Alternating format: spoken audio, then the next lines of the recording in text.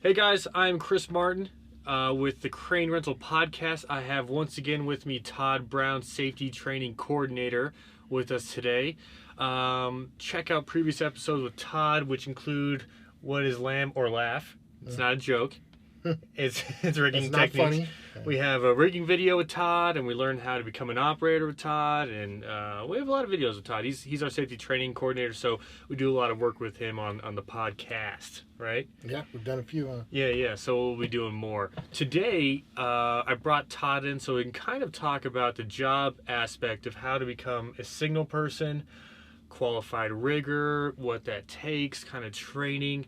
And Todd does a bunch of training in-house here, right? You do the CCO, and well, let's use professional terms, NCCCO. Yeah, so the National Commission for the Certification of Crane Operators, which is right. We do on the mobile crane Right. side of it, and we're currently in the process of doing it.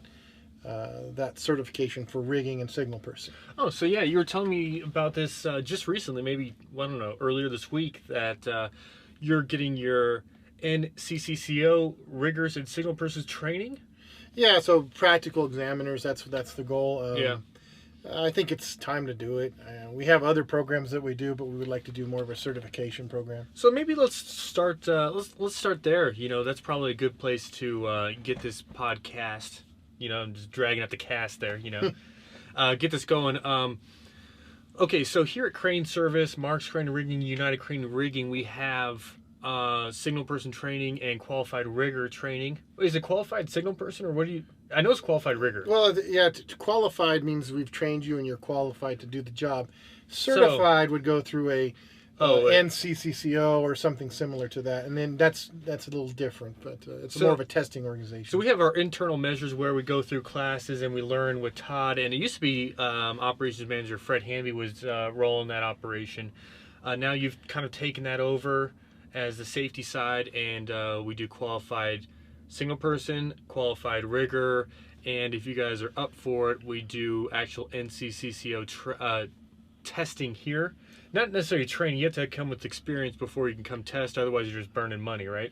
Yeah, it can be that. And we do offer courses. Yeah. To prep you, but like on the operator side, it's you've got to have that experience, that base knowledge. And Yeah. I think on the rigger, since now we're going to get involved with CCO rigging, it's going to be the same deal. You're going to have a base knowledge and understanding, and we're going to offer a prep course for that also. Now, well, actually, it's probably more than two, but there's two main organizations that do this. There's NCCCO, and what's the other one? You have the OECP, Okay. which tends to run on a union side of things. What's that for everybody who doesn't speak acronyms? I don't know what OECP, to be honest. I don't know what that means either. Because I'm not involved with that. We have the NCCER. Oh, that's what I was thinking of. And then we have CIC. Oh, that's what I was thinking of. I was thinking about both those. Yeah, CIC. So don't ask me all the acronyms, but yeah, we're busting out acronyms today, right? I'm pretty loyal to NCCCO. That's the one I feel is the more accepted standard, and that's the one we're gonna push. And that's for just our holdings company of companies, Mark's Crane Rigging, Crane Service, United Crane Rigging. Both CIC I heard was actually pretty good as well. Oh yeah. Both are outstanding organizations. Todd just wants to go the NCCCO route. Yeah, I don't know. Well, I mean, I guess since that's where we started, that's where we went. It's kind of the original, and that's the one I like. I like dealing with the people, and they're easy to deal with. And I just don't have experience with the CIC or NCCER. Not to say they don't have good programs, because they do. Yeah. They do have good programs. That's no problem. Okay, so we got the two organizations out of the way. CIC, NCCCO. Man, that one, saying that like 5 times fast all day will wear you out, right? I had a hard time memorizing that. Yeah. National Commission for the Certification of Crane Operators. And they have other certifications also. Right, they have the NCCCER. NCCER. Now, what's that? And that's what we're going to be talking about today. Don't ask me the acronyms. Yeah. I'd be lying to you if I tried to tell you exactly. Experienced rigger, right? Yeah, they do rigging training. Is that what ER stands for? I'm just making stuff up. No. I don't think so. I think they do other things, but no. But what is ER? We just don't know. I don't know. Okay, honestly. so we just don't know. Yeah, I don't want to say it because they do other things. We've dealt with them with what they call OQ training and qualified operator and different things for pipelines and stuff. So they do more than just rigging, NCCER. So I don't know. It's that weird noise. You hear that noise? Yeah. Must be the heater from the shop or something. Oh, okay. Yeah, sorry guys, there's just like this weird like low fan noise. I don't know. Like a little jet engine somewhere around. Yeah, I think with our 80 hertz microphone we're not going to be able to pick that up, but just so. Ignore it if you do. Huh? Yeah. Anywho, okay, so what does it take? Now, we already, in a previous episode, talked about what it takes to become a crane operator, right? Yeah. We've already talked with Bob and Robert Waryanka, and Rob Pulliam about what their experience was becoming an operator, how they joined the industry. Now, let's talk about where you kind of entry level. Now, when you join the industry, you're going to be probably, if you've never operated a crane and you just have truck driving experience, you're probably going to start off as an oiler, rigger, or signal person, or a combination of all three, right? Yeah, I mean, most likely it'll be a combination because, I mean, you look at it, the guy who drives the tractor trailer that brings the counterweights out for the crane, he would then become the oiler in many cases, or rigger. Right. And in many cases, the signal person. Signal person too. So you can wear many hats. It's all part of the job. Yeah. And we have to be pretty well-rounded to do the job. Yeah. And, you know, besides the crane operator part, there's a lot of other work that goes on. It's not like you just sit there and run a crane. Right. Usually the rigger and or qualified rigger, qualified signal persons, like we said, is the same person. And generally speaking, he's rigging the load and, you know, telling the signals, you know, boom up or swing or, you know, cable up. He's doing all that while he's checking the load. He's doing that. You know what I'm saying? Yeah, he's keeping track. Now, there's occasions in certain size cranes where you're going to have a specific person who's responsible for the rigging. Right. And a separate person who is responsible for the signaling. But it's based on the need of the job. Right. Some jobs, that's necessary. You may even have other guys that strictly move the loads and counterweights back and forth and do no rigging and no signaling. Yeah. Based on the need of the size of the crane and the job we're doing. Now, the first situation that instantly comes to my mind is power lines. Sure. You know, where power lines are such a big stigma and problem in our industry. You know, for obvious reasons, once you get a power line to a boom, is it? I don't know what that jet engine is. Sorry, I'm going back to the jet engine. I hear it too. You know, the electricity gets through the ground, and you affect everybody. You know, but that's a tangent. But where I'm going with that is, when you have a power line through OSHA that's still live, you're able to work around it as long as you have markers. You know, what are the three things? So you know... Or there's multiple things. I don't think it's just three. From the point of we're talking about riggers and signal person. Right. When we work near a power line, and if it's not de-energized and grounded, let me make that clear. Yeah, that's the term. Yeah, because you can have a power line, and they basically remove it from the circuit or de-energize it. Right. And then they ground that power line. So any residual energies go straight to ground, and it's... Any static, anything off the crane if it were to touch it.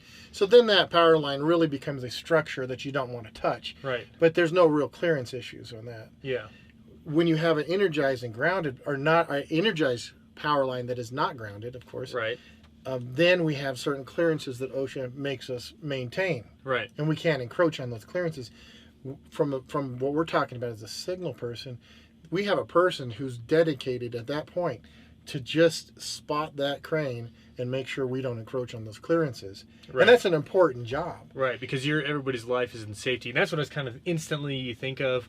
Or another one you think of are these engineered lifts. But I memean, every job is really kind of engineered. But what I mean is those high profile lifts, you know, where you have two cranes maybe, or you have a Manitowoc 2250 and Maxer buggy, and you're hoisting a gigantic vessel, or you know, where you high profile stuff where you have a lot of things happening, a lot of possibilities of danger. Right. Sometimes it's imperative to have a dedicated person doing that signaling. Mm-hmm. And it's imperative that have one person that we put on our JSA that says, hey, you're doing the rigging, you're responsible for it, you're going to watch this. Then there's jobs that is necessary.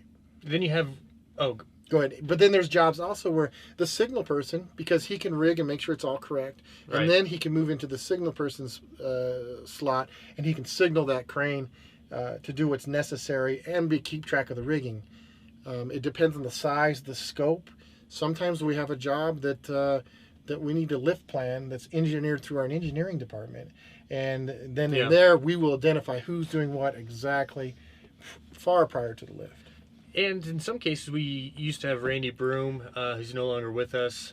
You know, at crane service, I made it. That sounded weird, right? Yeah, not like that. But not like that. He's just not. He's retired. Yeah, retired. That's how I should have said it. He's retired. Horrible. Sorry, Randy, if you're watching this, you're listening.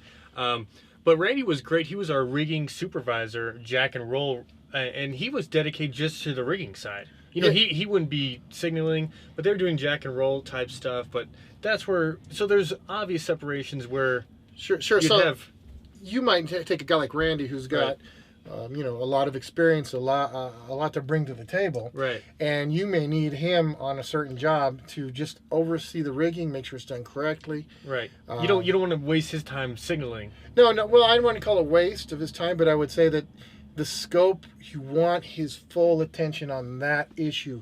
It's a safety concern not to have his full attention on the rigging. That's a good way to put it. Yeah, I understand what you're saying. He could far handle. There's no reason why he couldn't signal the crane. Sure. But he's dedicated to that issue, and he is truly. Those guys are truly the accomplished professionals at that issue. So we kind of talked about a few reasons why you'd have separate guys doing separate jobs, but I'd say 90% of the time, most day to day, you're going to be the signal guy is going to be the same person as a rigger. Yeah, because you have a two-man crew in most cases. In most cases, the taxi fleet is it's gonna run that way.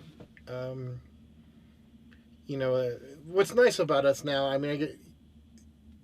our truck drivers, they've been through the rigging, they're qualified to rig, they're qualified to signal. Yeah. And so we can interchange people in that way. But we have a lot of options that way, and I think it's important to not say, you just drive truck or you just do this, to make people versatile. Right. And to get them the qualifications they need to do these things. So once you join up with so I guess we did this in our How to Become an NCCCO Operator video and audio podcast, whatever you want to call it. We did our steps. So step one would be getting the passion, right? Remember this from that episode? That's... You gotta have the passion. You can't, I can't inject you with hydraulic fluid and hope it takes. Yeah. You gotta have. By the way, injecting people with hydraulic fluid is detrimental to your health. Yeah. No. that would be the... I'm the funny part person, and he's the reason. Yeah, the reason why we're no longer doing that is they don't survive. Yeah. Our experimental hydraulic injection. Right. Try to make a better employee. Inject them with hydraulic fluid. Todd's right. In a serious note, high pressure lines into your skin, and hydraulic fluid, much like antifreeze, if you drink it, will kill you, of course. Yeah. Now you do not want to get the glycol and all that kind of nonsense. I think you get septics. I think even when it gets on your skin and permeates through, and you can get we're getting way out. No, we're gonna. But I'm not gonna. At no point, high pressure hydraulic lines, a pinhole is a dangerous thing. Well, yeah, you have 1,000 psi coming through a pinhole, which makes it like 10 million psi, right? Yeah, or whatever. I don't know. I don't know the math. Enough to cut you open, I guess, and get some of that stuff in your blood. But besides the point, I'm thinking of Bane from like Batman and Robin. You remember Bane? Yeah. Remember he's like running off that weird green juice? Yeah. From the girl with the flowers. Yeah. Oh, poison ivy. Yeah, poison ivy. Yeah. Awesome. Okay. But, so you have to have the passion. Right. However you get it. And not with hydraulic fluid. You got to have the passion, a desire, and and enjoy the physical world, the physics of it. You know? And rigging's a physical activity, but it's also a mental activity. So you have to have both. It's not. You have to do some thinking and some calculations. And Right. We talked about load angle multipliers or LAF. We briefly mentioned at the beginning of this podcast, but the rigger's doing that, live, on scene. Yeah, in real time. Yeah, that's a good way to put it. He's doing that in real time. He's rigging this up. Sometimes these loads don't have pick points, right? Or dedicated pick points. So you're like, okay, how do I pick this up? One notable project that I just did, if you guys are on Facebook friends with us or in our social sphere, at Crane Service Inc. on Twitter, facebook.com/Crane Service Inc. for Facebook and Instagram, Crane Service Inc., LinkedIn, Crane Service Inc. You get the point. But on social, we just put out some of the project photos from the Bruzo project at the Balloon Fiesta, where we did that fountain. I don't know if you've seen that or not. Yeah, I haven't seen it. But, so what we had to do is, there's no pick points on a sculpture, right? Yeah. On a granite sculpture that was a circle. So, the guys out there, Mike Milligan and Dominic Velez, and Mike Cones was out there, they had to, in real time, rig this load that didn't have pick points. And that's kind of, that's what a rigger does. He's thinking about how do I get this safe, how am I going to safely lift this object, whether it's 5 pounds, 10 pounds to, 300,000 pounds or 500,000 pounds. Could be. Right? So Yeah. you're always thinking. It's not just, okay, boom, boom, slings go here, slings go there, lift it and whatever. Well, maybe 50% of the time it's like that. Well, sometimes, there's going to be awkward loads. There's going to be loads that some of the manufacturers, they make great stuff, but they don't account for how to pick it up. Yeah, or they'll give you forklift rails. Yes. And you're like, well, I don't have a forklift. What do you got to do with the crane? I have a crane here. That's great. You gave me forklift rails, or that kind of nonsense. Yeah, it can be difficult, but it's challenging, and you have people to bounce it off. It's not like you're just out there by yourself, and you got there's support on those issues, but they can be hard. A sculpture is difficult. Moving rocks, we've done giant rocks for landscaping. And that's basically what it was. Is a circular piece of granite. Yeah. And what's actually kind of cool about this rigging project, and I just learned that when I was on that site, is they rigged it and they had slings all around it, and they had 2 slings under it. But if you're setting this rock sculpture on the ground and you have slings under it, how do you get the slings out? Yeah. What's the answer? Well, there's different ways. Sometimes we can set a load down and we can put it on ice. That's the answer that they did. They had ice there. Yeah. And then bags of ice, and then it melts down, and then boom, you're good to go. Yeah, you set That's it an old school trick I didn't know about. Yeah, and you can actually move some pretty heavy structures and things just on ice, a little bit. So you set it down, it allows that space to remove that rigging from underneath there. And then the ice starts to melt. Yeah, and then they had a hose and they were hosing it down. Well, they were hosing down a little bit and the ice was melting and it just settled, and hey, we're good. That was the first time I saw it. That was pretty cool. Yeah, that's interesting. So water in its solid state can hold a lot of weight. Yeah. Well, they have those ice road truckers, man. Yeah, see, there you go. They're only, I don't know how thick that ice is. They always talk about how thick it is. I don't remember, but we're in, these 54,000 GVW rigs, sometimes 80,000. Driving across a lake, Yeah, in no man's land where there's no, like, if you go in the water, you better, that's why I don't roll with their seatbelt on. Yeah. You're going to have to bail, huh? Yeah, well, and no one's going to be there to warm you up. No. Clearly we're off topic, but... Oh, yeah. So yeah, you're kind of always thinking on the scene, on the project. You're always kind of like in real time picking it up. What would you say the split is on pick points and easy jobs versus you have to actually figure it out? Honestly, for a boom truck, you're going to do a lot. You're going to have more stuff. You have more items with pick points and stuff. As you get into these refineries and these different places and pipe and railroad stuff, derailments, that stuff is going to be, you're going to have to think about how you're going to pick it. Yeah. It's probably a 50-50, I would say. So, we got to wrap it up for today. But that's kind of the basics of, you join you have to have the passion, whatever you get it. you join your local crane rental company as a driver. Yeah. And you start off oiling and rigging and signaling, and you go through the training, and next thing you know, you'll be an operator if you want to, right? Yeah, I mean, it's a process. I mean, I came into it on the electrical side, but had some of the process. Came here, and they put me through the process.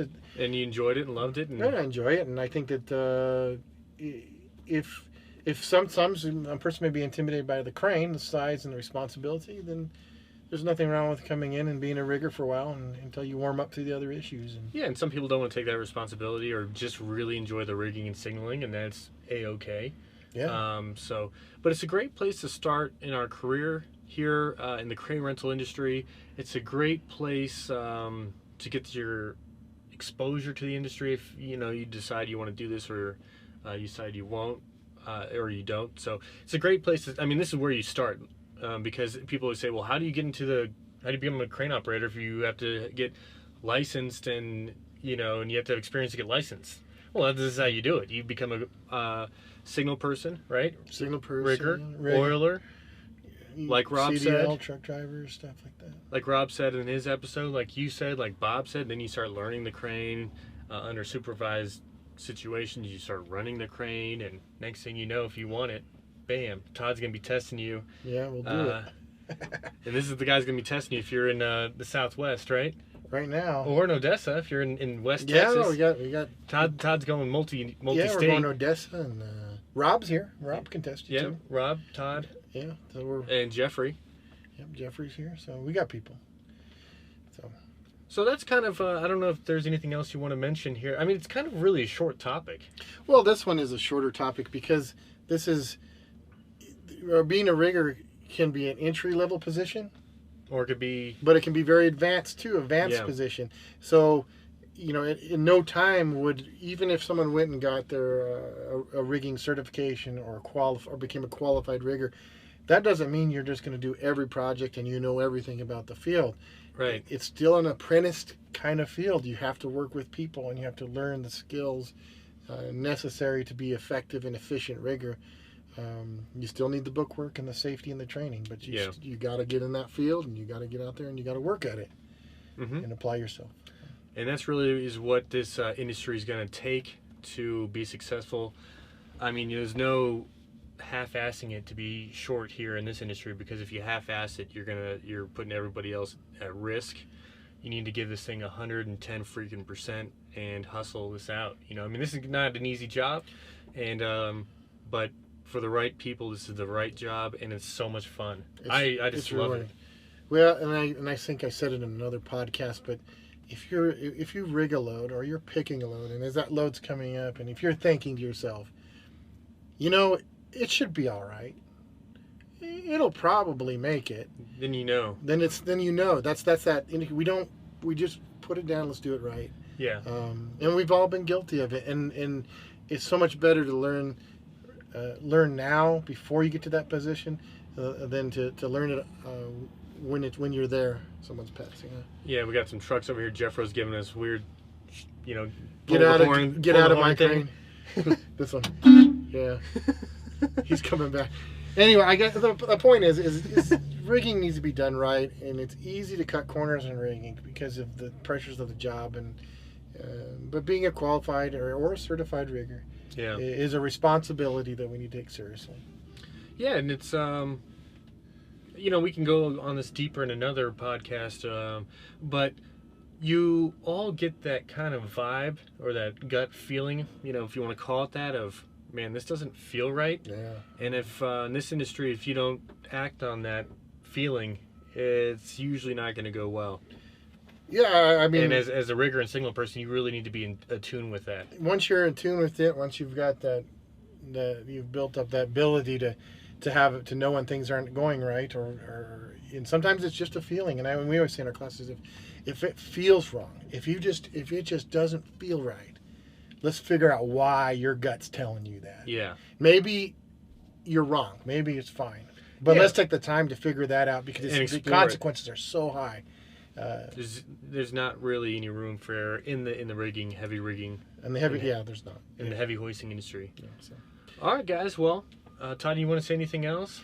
No, I'm hopefully this is informative and helpful. We want it to be interesting, and then encourage people to get into the industry and to work hard at it. And that's our goal. We talked about that earlier today. Todd said, hey, let's make this perhaps a little bit shorter. So we went straight to the point. We got off tangents a little bit with Bane and poison ivy and hydraulic fluid and that kind of nonsense. But we hope that this really brings value to your industry, perhaps your professional career. Maybe you think about switching careers or joining us. Not necessarily us, but when I say us, I mean the crane rental industry. Check it out. Once again, if you have any questions, info@craneserviceinc.com. That goes directly to my email box. I look at every email that comes in my email box. You can email Todd T. Brown at Crane Service Inc. Also diligent about his emails. You can get us on the social sphere. I'll say it again, at craneserviceinc.com, or at Crane Service Inc. for Twitter, facebook.com/Crane Service Inc., LinkedIn, Crane Service Inc., basically Crane Service Inc. anywhere. cranerentalpodcast.com. I mean, we're trying to do all this stuff for Flickr, Stitcher, all that stuff. Yeah, Chris he's well on that multimedia stuff. Huh? Yeah, we're connected in. We're jacked in. So however you want to consume this, check us out. Follow us on Instagram, YouTube, whatever the case may be, and we'll talk to you guys. I guess we'll see you guys next week. We'll be in Sweetwater, I think, talking with Ken. On how to be a sales guy, or some sales tips, some tips from the whips. Yeah, he'll be giving us some sales tips, I think. The master salesman, Ken Ogle. Ken's one of the best. He's not necessarily I wouldn't say nationally known like some of these guys. He is probably one of the best sales guys he's hands down probably the best in our organization. A lot of guys are trying to catch up to him. Yeah. And then probably one of the best sales guys, I know. Yeah, for me, what I like about Ken, I mean, I know you guys are going to discuss it, but he's the real deal. 100% authentic. He's authentic, and he's not that sales. That's that used car salesman that tells you anything he's got to tell you to make you.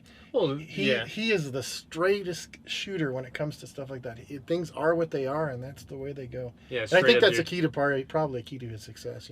So next week we'll be talking with Ken, and we'll do some other videos in Sweetwater, hopefully, Sweetwater, Texas, and wind turbine capital. Yeah. I think Amarillo or Lubbock's supposed to become the wind turbine capital now. Is it? Yeah, it's changed. Seats Amarillo. are changing. Amarillo. They got a lot going on in Amarillo. Yeah. So. Okay, guys, so we'll see you next week. Give you a little preview of what we're going to be talking about. Once again, Todd Brown, Safety Training Coordinator. Chris Martin, Marketing Coordinator at Crane Service. Mark's Training Rating UCR are both part of this organization. So we're signing off, guys. Anything else you want to say? No, I'm glad to do it. Yeah. Thanks for your time. Okay, we'll see you guys later. Take care. Bye guys.